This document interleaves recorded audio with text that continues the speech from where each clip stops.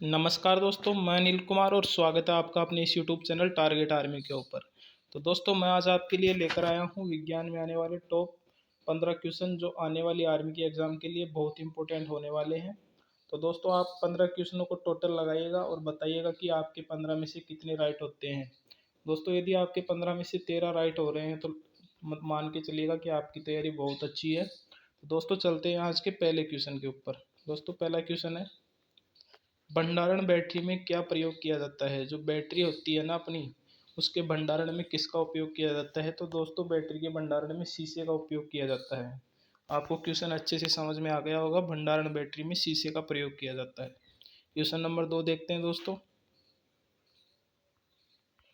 Question number 2 है, वायु में नाइट्रोजन का प्रतिशत कितना होता है।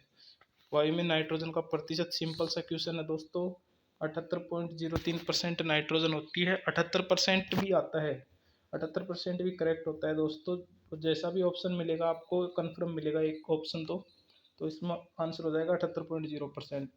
तो दोस्तों, 21% ऑक्सीजन होती है अपनी, 0.0% कार्बन डाइऑक्साइड होती है और आर्गन व अन्य गैसें होती हैं 9.4%। तो इस क्वेश्चन का आंसर हो जाएगा कि नाइट्रोजन 78% होती है या 78.0%।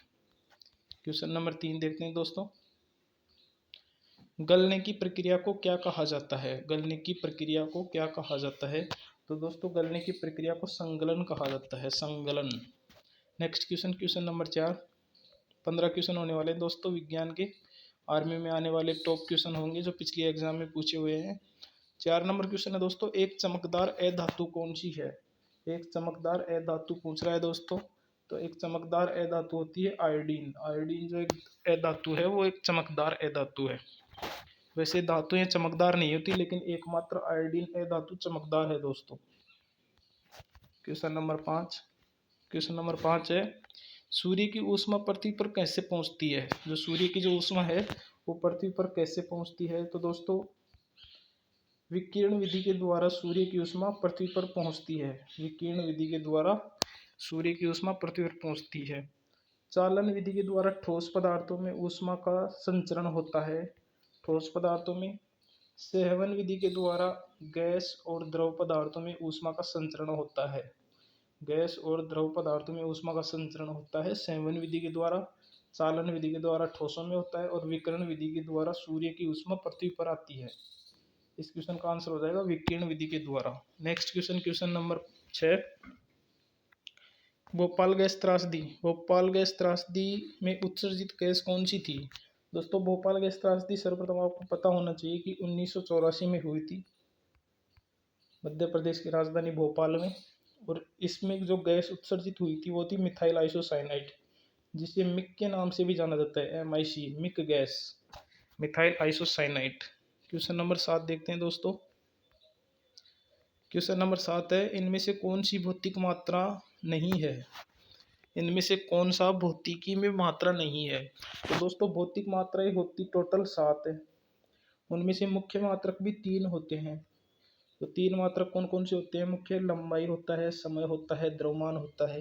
ये तो भौतिकी में मात्रक होते हैं, लेकिन जो भार होता है वो भौतिकी में मात्रक नहीं होता। तो इस क्वेश्चन का आंसर हो जाएगा भार भौतिकी में मात्रक नहीं है।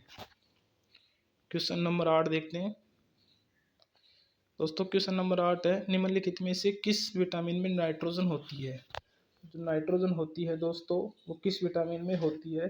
तो विटामिन बी में नाइट्रोजन होती है दोस्तों, आपको पता होना चाहिए, विटामिन बी में नाइट्रोजन होती है। Next question, question number 9। Question number 9 है दोस्तों, निम्नलिखित में से किसे कोशिका की आत्मघाती थैली कहा जाता है। तो दोस्तों, जो कोशिका की आत्मघाती थैली होती है वो लाइसोसोम को कहा जाता है। आत्मघाती थैली या परमाणु घर भी बोला जाता है इसको। राइबोसोम को प्रोटीन फैक्ट्री बोला जाता है, प्रोटीन फैक्ट्री बोला जाता है राइबोसोम को। और एक और होता है माइटोकॉन्ड्रिया को कोशिका का शक्ति घर, विद्युत घर या ऊर्जा घर भी कहा जाता है। तो दोस्तों, इस क्वेश्चन का आंसर हो जाएगा लाइसोसोम को कोशिका की आत्मघाती थैली या परमाणु घर कहा जाता है। क्वेश्चन नंबर 10 देखते हैं दोस्तों। क्वेश्चन नंबर 10 है, किसी पेड़ की लगभग सही आयु ज्ञात की जा सकती है। पेड़ की जो आयु होती है, एज होती है, वो सही कैसे ज्ञात की जा सकती है। इस क्वेश्चन का आंसर हो जाएगा पेड़ के वलयों को गिनकर। जो पेड़ में वलय होते हैं उनको गिनकर पेड़ की लगभग सही आयु ज्ञात की जा सकती है। क्वेश्चन नंबर 11 देखते हैं दोस्तों। क्वेश्चन नंबर 11 है, पहाड़ों पर जल कम तापमान पर उबलता है क्योंकि पहाड़ों पर ठंड होती है, कार्बन डाइऑक्साइड कम होती है, वायु दाब कम होता है, ऑक्सीजन कम होती है। दोस्तों इस क्वेश्चन का आंसर बताइएगा आप। तो इस क्वेश्चन का सही आंसर हो जाएगा कि पहाड़ों पर वायु का दाब कम होता है, इसलिए जो जल है वो कम तापमान पर ही उबलने लगता है। क्वेश्चन समझ में आ गया होगा दोस्तों। क्वेश्चन नंबर 12 देखते हैं। क्वेश्चन नंबर 12 है दोस्तों, बिजली के बल्ब में फिलामेंट के निर्माण के लिए टंगस्टन का प्रयोग क्यों किया जाता है? तो दोस्तों जो टंगस्टन होता है उसका प्रयोग क्यों किया जाता है? क्योंकि इसका गलनांक बहुत उच्च होता है। टंगस्टन का गलनांक होता है 3400 डिग्री से 3600 डिग्री तक होता है। इसका गलनांक 3400 डिग्री सेल्सियस से 3600 डिग्री सेल्सियस तक गलनांक होता है, बहुत उच्च गलनांक होता है। इसलिए फिलामेंट के निर्माण में टंगस्टन का प्रयोग किया जाता है। सबसे उच्च गलनांक वाली धातु भी टंगस्टन ही है दोस्तों, आपको पता होना चाहिए। क्वेश्चन नंबर 13 देखते हैं दोस्तों। क्वेश्चन नंबर 13 है दोस्तों, निम्नलिखित में से किस भारी धातु की विषाक्तता यकृत सिरोसिस पैदा करती है? दोस्तों जो यकृत सिरोसिस है वो एक एल्कोहल होती है ना, जो अपनी मदिरा दारू वो भी पैदा करती है दोस्तों।